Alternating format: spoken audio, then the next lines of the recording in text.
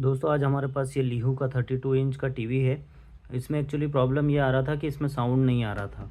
जब हमने टीवी को ओपन किया और आप देख सकते हैं ये यहाँ पे इसका साउंड आईसी लगा हुआ है और यहाँ पे इसका आउटपुट है। आप ये दो दो रजिस्टेंस देख रहे हैं। यहाँ पे स्पीकर 1 का आउटपुट है और ये यहाँ पे जो आप दो रजिस्टेंस देख रहे हैं यहाँ पे स्पीकर 2 का आउटपुट है।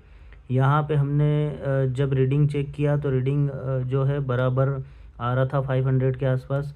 जब हमने साउंड ऑन करके टीवी में साउंड को प्ले करके वीडियो प्ले करके जब वोल्टेज चेक किया तो वोल्टेज बराबर आ रहा था यहाँ पे 6 वोल्ट के आसपास।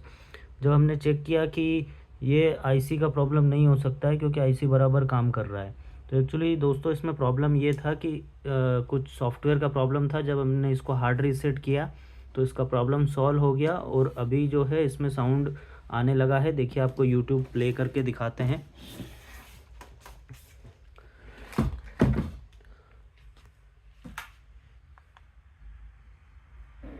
चंदू के चाचा ने चंदू की चाची को चांदी में चांदी के चम्मच